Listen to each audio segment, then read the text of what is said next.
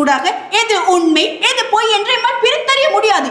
போலித்தனங்களையே காட்டுகிறது. இது எவ்வாறு சமூக முன்னேற்றமாகும்? வெற்றி தோல்வி என்பது மாறி மாறி வருவதுதான். உயர்வு தாழ்வு, கருப்பு வெள்ளை, வானம் பூமி, இப்படி எல்லாவற்றுக்கும் இரண்டு பக்கங்கள் இருப்பது போல் இந்த போட்டியிலும் இரண்டு பக்கங்கள் இருக்கின்றன. ஏற்றுத்தான் ஆக வேண்டும். சகோதரியே, இந்த போட்டிக்கு வந்திருக்கின்ற நீங்கள் என்றாலும் ஆசிரியர்களை விட ChatGPT மூலம் தகவல்களை பெற்றுக் கொண்டிருப்பீர்கள் என்பதில் எந்தவிதமான சந்தேகமும் இல்லை.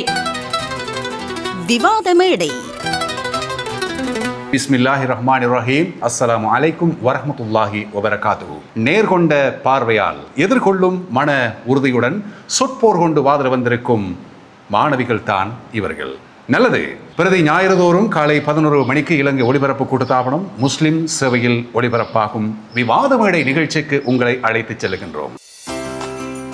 தமிழ் மற்றும் ஆங்கில மொழி மூலம் கலை மற்றும் வர்த்தக பிரிவுகளில் ஆண் பெண் இருபாலாருக்கும் பிரத்யேகமாக காப்போத உயர்தர கல்வியுடன் HND சாஃப்ட்வேர் இன்ஜினியரிங் பட்டப்படிப்பையும் சமகாலத்தில் வழங்கும் இலங்கையின் ஒரே உயர்கல்வி நிறுவனம் இனாரா இன்ஸ்டிடியூட் ஆஃப் டெக்னாலஜி. சிறப்பு தேர்ச்சி பெற்ற விரிவுரையாளர்களின் பாட போதனை, உணவு, தங்குமிட வசதிகளுடன் பாதுகாப்பான ரம்மியமான சுற்றுச்சூழல். பாடநெறியை தொடரும் அனைத்து மாணவர்களுக்கும் மடிக்கணனி ஒன்று இலவசம். பதிவுகளுக்கும் தொடர்புகளுக்கும் இனாரா இன்ஸ்டிடியூட் ஆஃப் டெக்னாலஜி, வரக்காப்புல. தொலைபேசி இலக்கம் 077 419 12 12.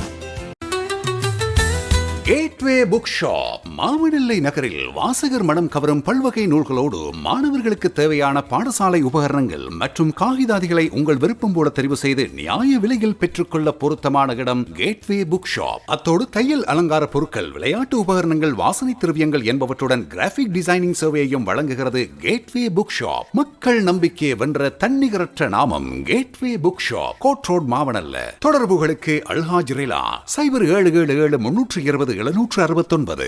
கேகாலை மாவட்ட தமிழ் மொழி மூல பாடசாலைகளுக்கு இடையிலான விவாத மேடை போட்டி நிகழ்ச்சிக்கு உங்களை அழைத்துச் செல்கின்றோம். இன்றைய இந்த விவாத மேடையின் தலைப்பு இதுதான். AI செயற்கை நுண்ணறிவு சமுதாய முன்னேற்றத்தை சீர்குலைக்கின்றதா ஊக்குவிக்கின்றதா என்ற அடிப்படையிலே இரு அணிகளும் வாதிட வந்திருக்கின்றார்கள்.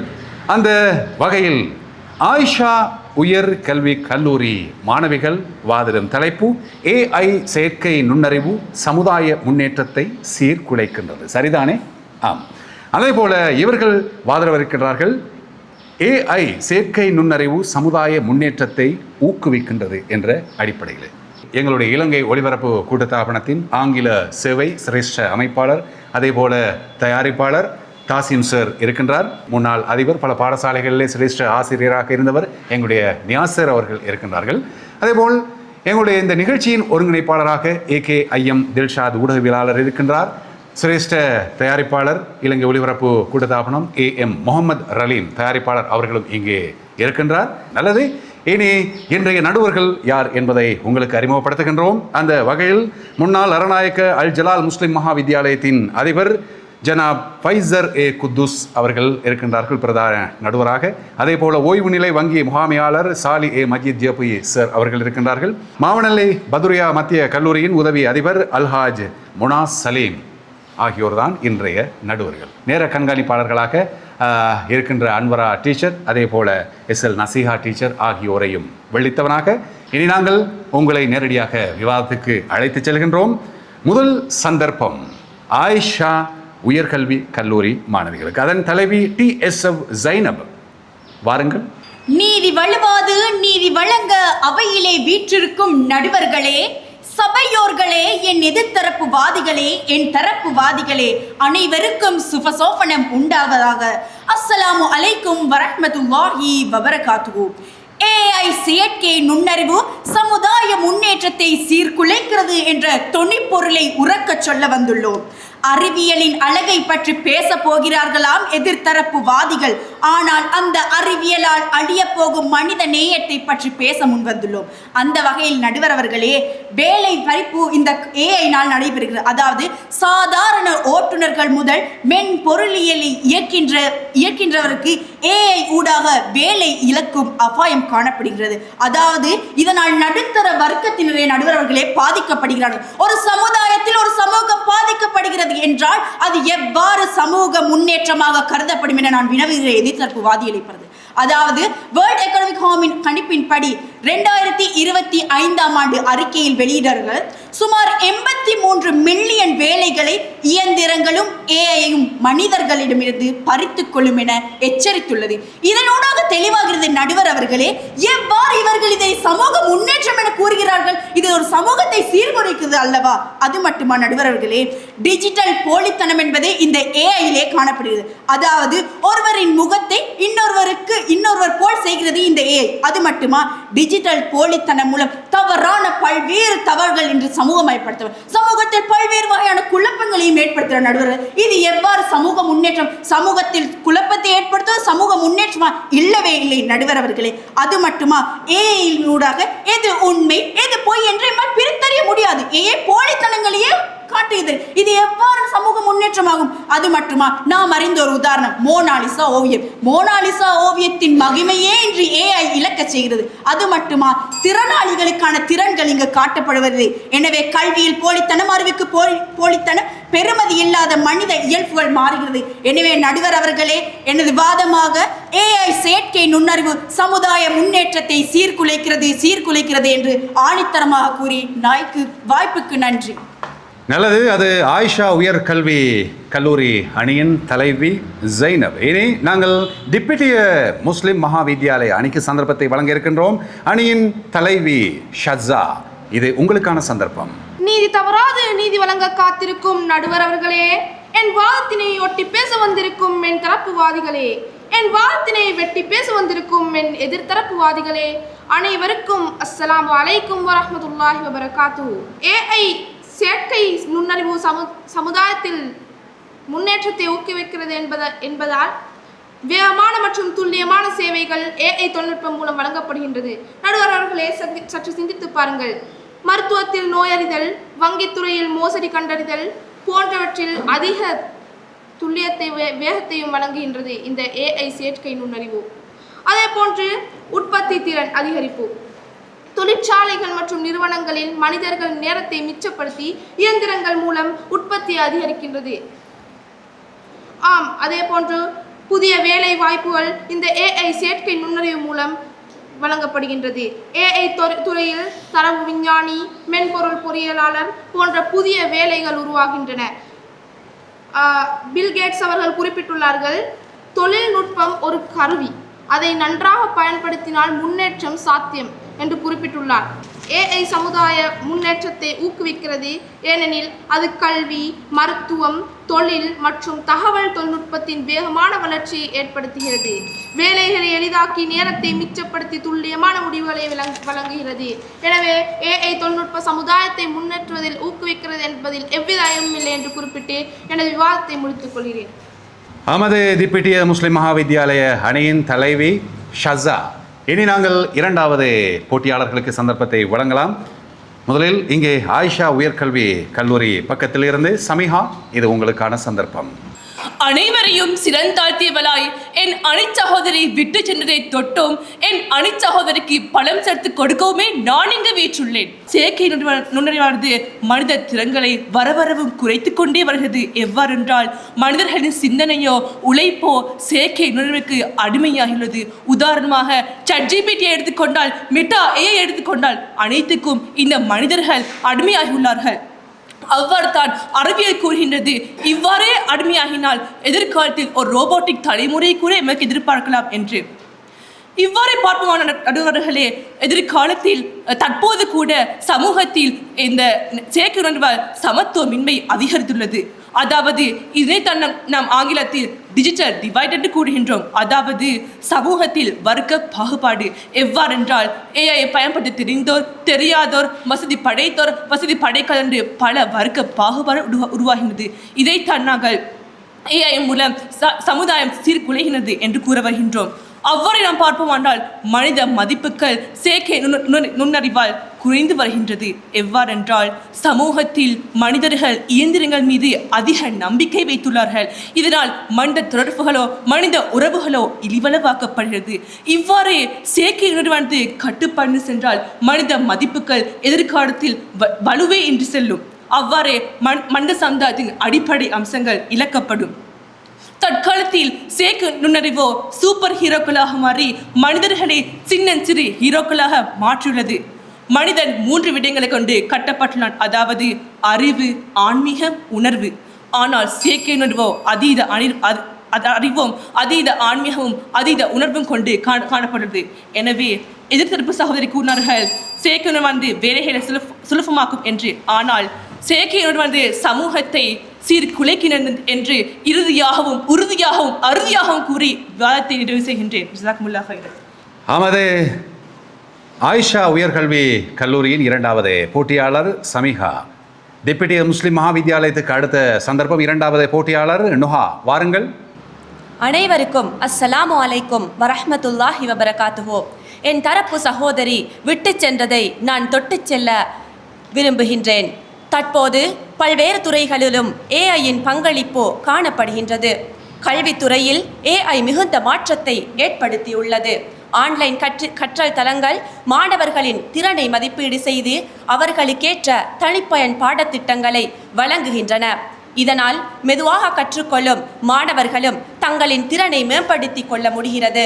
மேலும் தொலைதூர பகுதிகளில் உள்ள மாணவர்களுக்கும் தரவான கல்வி கிடைக்கின்றது. அது மட்டுமல்ல, எதிர்த்தரப்பு சகோதரி கூறினார், ChatGPTக்கு பலர் அடிமையாக இருக்கிறார்கள் என்று. அவ்வாறாக இருந்தால் சகோதரியே, இந்த போட்டிக்கு வந்திருக்கின்ற நீங்கள் என்றாலும் ஆசிரியர்களை விட ChatGPT மூலம் தகவல்களை பெற்றுக்கொண்டிருப்பீர்கள் என்பதில் எந்தவிதமான சந்தேகமும் இல்லை. அடுத்ததாக மருத்துவத்துறையிலும் ஏஐ முக்கிய முன்னேற்றத்தை ஏற்படுத்தியுள்ளது. நோய்களை ஆரம்ப கட்டத்திலேயே கண்டறிய உதவும் ஸ்கேன் கருவிகள் மற்றும் பகுப்பாய்வு மென்பொருட்கள் மருத்துவர்களுக்கு துல்லியமான தகவல்களை வழங்குகின்றன. அதனாலேயே இப்போது புற்றுநோய் போன்ற பாரிய நோய்கள் ஆரம்ப கட்டத்திலேயே கண்டறியப்படுகின்றன. தொலைநோக்கு மருத்துவம் மூலம் கிராமப்புற மக்களும் நகர்ப்புற நிபுணர் மருத்துவர்களின் ஆலோசனையை பெறுகின்றனர். இதனால் மக்களின் ஆரோக்கியம் மேம்படுகின்றது. விவசாயத்துறையில் கூட காலநிலை கணிப்பு, பயிர் நோய் கண்டறிதல் போன்றவற்றில் ஏஐ உதவுகின்றது. இதனால் உற்பத்தி அதிகரித்து பொருளாதார வளர்ச்சி ஏற்படுகின்றது. எனவே தற்போது சிசிடிவி கேமராக்கள் மூலம் திருட்டு, கொலை போன்ற சமூக விரோத செயல்கள் கண்டறியப்படுகின்றமையை நாம் அனைவரும் அறிவோம். இந்த ஏஐ ஆனது சமூக முன்னேற்றத்தை ஊக்குவிக்கின்றது என்று அறுதியும் இறுதியுமாக கூறி விடைபெறுகின்றேன். அமது டெப்யூட்டி முஸ்லிம் மகாவித்யாலய அணியின் 2வது போட்டியாளர் நுஹா. இனி நாங்கள் 3வது போட்டியாளருக்கு இந்த அணியில் இருந்து ஆயிஷா உயர்கல்வி கல்லூரியில் இருந்து ரிமாஷாவுக்கு சந்தர்ப்பத்தை வழங்குகின்றோம். வாருங்கள். மரத்தில் அடித்து இறங்கினால் தான் அது ஆணி, மனிதனை ஏற்றிவிட்டால் தான் அது ஏணி. இந்த வகையில் ஏஐ செயற்கை நுண்ணறிவு எம்மை சீர்குலைக்கின்றது என்பதே எமது கருத்து. இதில் நான் உறுதியாக உள்ளேன். சகோதரி கூறினார்கள், நாங்கள் ChatGPTயில் இருந்து நோட்ஸ் எடுத்திருப்போம் என்ற குறிப்பு தவறானதாக உள்ளது என்று நினைக்கின்றேன். எமக்கு பதிலாக செயற்கை நுண்ணறிவு வந்து இங்கு பேசவில்லை, நாமே வந்து இங்கு பேசுகின்றோம் என்பதை சமுதாயம் முன்னேற்றத்திற்கு அது முன்னேற்றவில்லை, முடக்குகின்றது என்பதை மறந்துவிடாதீர்கள் என்று கூறுவதுடன் தொடங்குகின்றேன். மனிதன் ஒரு சமூக பிராணி என்கின்றான் அரிஸ்டாட்டில். அந்த கருத்திற்கிணங்க மனித உறவுகள் உடைக்கப்பட்டு இன்று மூளையில் முடக்கப்பட்டு கிடக்கின்றான் மனிதன். காரணம், செயற்கை நுண்ணறிவுகளுடன் செல்ல கொஞ்சலில் காணப்படுகின்றான். தனிமையும் இனிமை என்று கூறுகின்றான் செயற்கை நுண்ணறிவுகளுடன். அப்படி இருப்போமே ஆனால் தனிமை உரிமை பிரிக்கப்பட்டு மனிதன் தனக்கு தெரியாமலேயே தனக்கு மீறிய ஒரு கண்ணுக்கு கீழார் கட்டுப்பாட்டில் காணப்படுகிறார் என்பதை மறந்துவிட்டோம் அல்லவா? எங்கு சென்று கொண்டிருக்கின்றோம் இந்த சமூகத்தை கொண்டு? சகோதரி கூறினார்கள், கல்வித்துறையில் வளர்ச்சி இருக்கின்றது என்று. மறந்து விட்டீர்கள் போன்றிருக்கின்றது. ஆடு மாடுகள் நுனிப்புள் மேவதை போல எங்கோ பேசிக்கொண்டிருக்கும் சில விடயங்களை ஆராயாமல் செயற்கை நுண்ணறிவின் மூலமாக சற்று வாசித்து விட்டு இங்கு வந்து கதைக்கவில்லை. நாங்கள் ஆராயும் ஆய்வுடனும் ஆதாரத்துடனும் கதைத்து கொண்டிருக்கின்றோம். காரணம், உங்கள் செயற்கை நுண்ணறிவுகள் எங்கள் சமூகத்தை சீர்குலைத்து கொண்டிருக்கின்ற என்பதாகும்.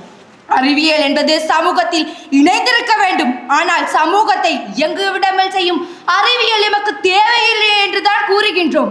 மயிலிறகு கூட மென்மையானது தான். தனித்தனியாக பார்க்கும் பொழுது சேர்த்து விட்டு ஒரு வண்டியில் கட்டும் பொழுது அந்த வண்டியின் சில்லை உடைத்து விடுகின்றது. காரணம், அதன் பாரம் தனித்தனியாக பார்த்தால் அது நன்மையாக இருக்கலாம், சமூகத்தை சேர்த்து பார்த்தால் அது தீமையாகவே இருக்கின்றது என்று கூறி அது சீர்குலைக்கின்றது. முடித்துக் கொள்கின்றது.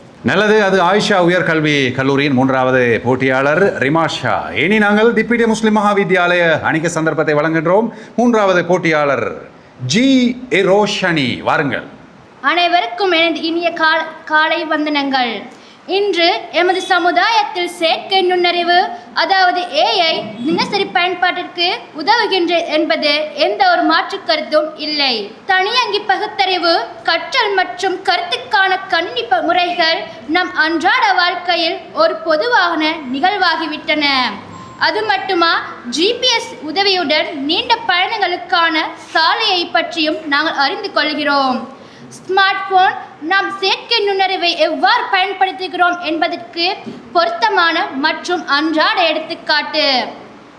நாம் என்ன தட்டச்சு செய்ய போகிறோம் என்பதை அவற்றால் கணிக்க முடியும் மற்றும் எழுத்துப்பிழைகளை சரி செய்ய முடியும். தரவை ஒழுங்கமைக்கவும் நிர்வகிக்கவும் செயற்கை நுண்ணறிவு நிதி நிறுவனங்கள் மற்றும் வங்கி நிறுவனங்களால் பரவலாக பயன்படுத்துகிறது. மோசடியை கண்டறிதல் போது ஸ்மார்ட் கார்டு அடிப்படையிலான அமைப்பில் செயற்கை நுண்ணறிவு பயன்படுத்துகிறது. அது மட்டுமா, டிஜிட்டல் உதவியாளர்கள் மிகவும் மேம்பட நிறுவனங்கள் பிரதிகளாக அல்லது பயனர்களுடன் உண்மையில் தொடர்பு கொள்ளக்கூடிய டிஜிட்டல் உதவியாளர்களாக செயற்கை நுண்ணறிவு பயன்படுத்துகின்றன. இதனால் மனித வளங்களின் தேவைகள் மிச்சப்படுகிறது. செயற்கை சிந்தனையாளர்களை பொறுத்தவரை உணர்ச்சிகள் பகுத்தறிவு சிந்தனையின் வழியில் வருகின்றன. இது ஒரு கவனச்சிதறல் அல்ல, உணர்ச்சி பூர்வமாக இல்லாமை ரொபோக்களை தர்க்க ரீதியாக சிந்திக்கவும் சரியான முடிவுகளை எடுக்கவும் செய்கின்றது. உணர்ச்சிகள் தீர்ப்பை மாற்றக்கூடிய மற்றும் மனித செயல்திறனை பாதிக்கும் மனநிலைகளுடன் தொடர்புடையவை. இயந்திர நுண்ணறிவுக்கு இது முற்றிலும் நிராகரிக்கப்படுகின்றது. எனவே செயற்கை நுண்ணறிவு சமுதாயத்தை ஊக்குவிக்கிறது என்பதை உறுதித்தரமாக கூறி விடைபெறுகிறேன். நன்றி. 3வது போட்டியாளர் இரோஷனி, திப்பிட்டிய முஸ்லிம் மகாவித்யாலயத்தில் இருந்து. இனி நாங்கள் 2 அணிகளுக்கும் தொகுப்புரை வழங்க சந்தர்ப்பத்தை வழங்க இருக்கின்றோம். அந்த வகையிலே முதல் சந்தர்ப்பம் திப்பிட்டிய முஸ்லிம் மகாவித்யாலய அணிக்கு. அதன் தலைவி ஷஸா, வாருங்கள். சகோதரி கூறினார் ChatGPT கூறவில்லை என்று. ஆனால் ChatGPT உடைய கருத்துக்களை தான் வந்து சொல்கிறீர்கள். இதில் சற்று சிந்தித்து பாருங்கள் சகோதரிகளே. நாம் சொல்லவில்லை ChatGPT கூறியது என்று. இவ்வாறு ஒரு விவாதம் இருக்கிறது என்று கூறியதும் அனைவரும் ChatGPTயை நாடுகிறார்கள். அனைவரும் மனதை தொட்டு கேட்டு பாருங்கள். அதே போன்று மாணவர்கள் பாடசாலை நேரம் அல்லாத வேறு நேரங்களில் பாடங்களை ஏதாவது டவுட்ஸ் ஏற்பட்டால் யாரிடம் நாடி செல்கிறீர்கள்? ChatGPT மெட்டா AI தான். ஆகவே ChatGPT மெட்டா AI என்பது சமூகத்தை சீர்குலைக்கின்றது என்பது தவறான விடயமாகும். அதை நான் ஏற்க மறுக்கிறேன். இவை சமூகத்தை ஊக்குவிக்கிறது என்பதே உண்மையாகும். செயற்கை தொழில்நுட்பம் நன்மையே தருகிறது என்று கூறி எனது விவாதத்தை முடித்துக்கொள்கிறேன். நல்லது. அது திப்பிட்டிய முஸ்லிம் மகாவித்யாலய அணி சார்பில் அதன் தலைவி ஷஸா அவருக்கு வழங்கப்பட்ட நேரத்தை மிகவும் சுருக்கி கொண்டார் என்பதைத்தான் நாங்கள் இந்த வேளையிலே சுட்டிக்காட்ட வேண்டும். இனி நல்லது. ஆயிஷா உயர்கல்வி கல்லூரிக்கு இறுதியாக தொகுப்புரை வழங்குவதற்கு சந்தர்ப்பம். அணியின் தலைவி ஜைனப், வாருங்கள். நடுவர் அவர்களே, எதிர்த்தரப்புவாதி தலைப்பையே மறந்து விட்டார் போலும் வேட்கையாக இருக்கிறது. அது மட்டுமல்ல, தலைவி உரையிலே முன்னர் கூறினார் AI சேர்க்கை வைத்தியத்தில் துணை புரிகிறது என்ற ஒரு கருத்தை அவர் ஆழமாக கூறினார். நடுவர் அவர்களே, அவர் மறந்துவிட்டால் போலும் AI என்றால் என்ன? AI என்பது கணனி அல்லது இயந்திர கருவிகளில் ஏற்கனவே நிரலாக்கம் செய்தது வானத்தில் இறங்கி அது மனிதனால் செய்தது தான் நடுவர் அவர்களே. வைத்தியத்துறையிலும் கல்வியிலும் அவர் சேர்த்துக் கொண்டார். எங்களது கருத்து அது தான் நடுவர் அவர்களே. AI புதிய வேலை வாய்ப்புகளை கொடுக்கிறது என்றால் கல்வியில் தாக்கம் செலுத்தி, அதாவது நல்ல முறையில் கல்வியில் தாக்கம் என்றால் கல்வியில் தாக்கம் செலுத்துவது எவ்வாறு என்று அது சீர்குலைக்கிறது. இன்றைய எதிர்த்தரப்பு வாதியின் கையிலே ஒரு பிரிண்ட் அவுட் தாள் இருப்பதை நான் கண்டேன். அதில் வைத்துத்தான் அவர் பேசினார். அது என்பது கூகுள் இன்றைக்கு சிந்தனை அடிமையாக்கி இருப்பதை இவர்கள் மூலமே இவர்கள் காட்டுகிறார்கள். ஆனால் வளர்ச்சி என்று பேசுகிறார்கள். வட்டமிட்டு வருகிறார்கள் ChatGPT என்று. நாங்கள் ChatGPTயை பற்றி மற்றும் பேச வரவில்லை. செயற்கை நுண்ணறிவு என்ற ஒரு பரந்த தலைப்பினோடாக விவாதத்தை முன்வைக்க வந்திருக்கோம். அது மட்டுமல்ல, தானியங்கி என்றார். தானியங்கியும் ஏதோ ஒரு மனிதன் தான் அதை உட்புகுத்தினான். அதுவே அவர்கள் மறந்து விட்டார்கள். அது மட்டுமல்ல, செட்டில் டைப் செய்யும் போது எழுத்து பிழைகள் வருமாம். அவ்வாறு எழுத்து பிழைகள் வரும்போது அது சரி செய்யுமாம். எனக்கு என்ன சொல்வது என்று புரியவில்லை நடுவர்களே. ஏனென்றால் எழுத்து பிழை வருவது என்றால் உங்களுக்கு டிக்ஷனரியை தேடி பார்க்க வேண்டும். அதற்குத்தான் லைப்ரரி இருக்குது. இவர்கள் செட்ஜிபிடி சுற்றி கொண்டே இருக்கிறார்கள். லைப்ரரியில் தான் நோட் தேட வேண்டும், செட்ஜிபிடி அல்ல. இவர் ஒரு தரப்புவாதி செட்ஜிபிடி மாதிரியே நோட்ஸை வாசித்து விட்டு சென்றார். இது வாதம். செட்ஜிபிடி மாதிரி பேசுவதற்கான இடம் அல்ல நடுவர் அவர்களே. அது மட்டுமல்ல, கல்வி தொழிலில் துல்லியத்தன்மை என்றார்கள். இயந்திரத்திற்கும் கோளாறு நடக்கும், ஆனால் மனித சிந்தனைக்கு கோளாறு நடக்காது. ஏனென்றால் அது விரிந்த தலைப்பு, விரிந்தப்பட்டது. துல்லியமாக பேசக்கூடிய ஆற்றல் மனிதனிடம் காணும். அந்த வகையில் இயந்திரங்களுக்கு இதயமில்லை, அதற்கு ஈரமும் தெரியாது. மனித உணர்வுகளையும் வாழ்வாதாரத்தையும் மிதித்து கொண்டு வரும் எந்த ஒரு தொழில்நுட்பமும் சமுதாய முன்னேற்றம் ஆகாது என்று என் கருத்துக்களை ஆழமாக பதித்து செல்கிறேன். நன்றி. நல்லது.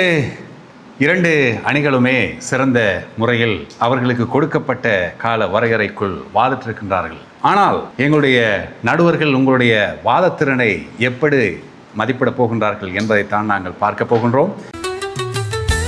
கேட்வே புக் ஷாப் மாவனெல்லை நகரில் வாசகர் மனம் கவரும் பல்வகை நூல்களோடு மாணவர்களுக்கு தேவையான பாடசாலை உபகரணங்கள் மற்றும் காகிதாதிகளை உங்கள் விருப்பம் போல தெரிவு செய்து நியாய விலையில் பெற்றுக்கொள்ள பொருத்தமான இடம் கேட்வே புக் ஷாப். அத்தோடு தையல் அலங்கார பொருட்கள், விளையாட்டு உபகரணங்கள், வாசனை திரவியங்கள் என்பவற்றுடன் கிராபிக் டிசைனிங் சேவையையும் வழங்குகிறது கேட்வே புக் ஷாப். மக்கள் நம்பிக்கையை வென்ற தன்னிகரற்ற நாமம் gateway book shop. Court road Mawanella. தொடர்புகளுக்கு அல்ஹாஜ் ரிலா 0777 320 769. தமிழ் மற்றும் ஆங்கில மொழி மூலம் கலை மற்றும் வர்த்தக பிரிவுகளில் ஆண் பெண் இருபாலாருக்கும் பிரத்யேகமாக காப்போத உயர்தர கல்வியுடன் HND சாஃப்ட்வேர் இன்ஜினியரிங் பட்டப்படிப்பையும் சமகாலத்தில் வழங்கும் இலங்கையின் ஒரே உயர்கல்வி நிறுவனம் இனாரா இன்ஸ்டிடியூட் ஆஃப் டெக்னாலஜி. சிறப்பு தேர்ச்சி பெற்ற விரிவுரையாளர்களின் பாட போதனை, உணவு, தங்குமிட வசதிகளுடன் பாதுகாப்பான ரம்மியமான சுற்றுச்சூழல். பாடநெறியை தொடரும் அனைத்து மாணவர்களுக்கும் மடிக்கணனி ஒன்று இலவசம். பதிவுகளுக்கும் தொடர்புகளுக்கும் இனாரா இன்ஸ்டிடியூட் ஆஃப் டெக்னாலஜி, வரக்காப்புல. தொலைபேசி இலக்கம் 077 419 12 12. நல்லது. நடுவர்களின் முடிவு எங்களுக்கு கிடைக்க பெற்றிருக்கின்றது. இவ்விரு அணிகளும் எனது வலப்புறத்தில் இருக்கின்ற அணி ஆயிஷா உயர்கல்வி கல்லூரி, அதே போல என்னுடைய இடப்புறமாக இருக்கின்ற அணி திப்பிட்டிய முஸ்லிம் மகா வித்தியாலயம். இந்த இரண்டு அணிகளில் இருந்தும் தெரிவாகின்ற அந்த பெஸ்ட் டிபேட்டர் முதலில் யார் என்று பார்க்கலாம். ஆயிஷா உயர்கல்வி கல்லூரியைச் சேர்ந்த MS ஜைனப் சிறந்த விவாதி. அவருக்கு மனமார்ந்த வாழ்த்துக்கள், உங்களுடைய உற்சாகமான கரகோஷம். ஏனே நாங்கள் இவ்விரு அணிகளிலும் இருந்து வெற்றி பெறும் அணி எது என்று பார்க்கலாம். லேப்டாப் என்பதற்கு பதிலாக இன்னும் ஒரு சத்தம் என்னுடைய காதுக்கு இங்கிருந்தும் கேட்கிறது, இங்கிருந்தும் கேட்கிறது. என்னதான் சொன்னாலும் இதில் ஒரு அணி முன்னேறித்தான் ஆக வேண்டும், அது விதிமுறை. 300.3 புள்ளிகளை பெற்ற அணி ஆயிஷா உயர்கல்வி கல்லூரி. அந்த அணிக்கு உங்களுடைய கரகோஷம். அதே போல மற்றொரு அணி, அந்த அணி இவர்களையும் விட கூடுதலான புள்ளியை பெற்றிருக்கின்றார்களா இல்லை குறைவாக பெற்றிருக்கின்றார்களா என்பதை பார்க்கலாம். ஆம், 65 புள்ளிகள் வித்தியாசத்தில் ஒரு அணி முன்னேறுகிறதா, பின்னடைவை சந்திக்கிறதா? திப்பிடிய முஸ்லிம் மகா வித்தியாலய அணி பெற்றுக்கொள்ளும் புள்ளிகள் 235.6. இரண்டாம் இடத்தை பெற்றுக்கொள்கின்றது. கரகோஷம் உங்களுடைய. வெற்றி பெறும் அணி ஆயிஷா உயர்கல்வி கல்லூரி. அவர்களுக்கு உங்களுடைய உற்சாகமான பலமான கரகோஷம். வெற்றி தோல்வி என்பது மாறி மாறி வருவதுதான். உயர்வு தாழ்வு, கருப்பு வெள்ளை, வானம் பூமி, இப்படி எல்லாவற்றுக்கும் 2 பக்கங்கள் இருப்பது போல் இந்த போட்டியிலும் 2 பக்கங்கள் இருக்கின்றன. ஏற்றுத்தான் ஆக வேண்டும். எனவே வெற்றி பெறும் இந்த ஆயிஷா உயர் கல்வி கல்லூரிக்கு எங்களுடைய மனமார்ந்த வாழ்த்துக்கள். அதே போல இங்கே இருக்கின்ற திப்பிடிய முஸ்லிம் மகா வித்தியாலய அணியினருக்கும் எதிர்காலம் சிறக்க வேண்டும். நீங்கள் அடுத்தடுத்த படிமுறைகளை இந்த அனுபவத்தோடு முன்னேறி செல்ல வேண்டும் என்று நாங்கள் இந்த வேளையிலே கூறி எங்களுடைய நடுவர்களுக்கும் வாழ்த்துக்கள், பார்த்தவர்கள் கேட்டவர்கள் உங்களுக்கும் மனமார்ந்த நன்றிகள். அஸ்ஸலாமு அலைக்கும் வரஹ்மத்துல்லாஹி வபரகாத்துஹு. விவாத மேடை.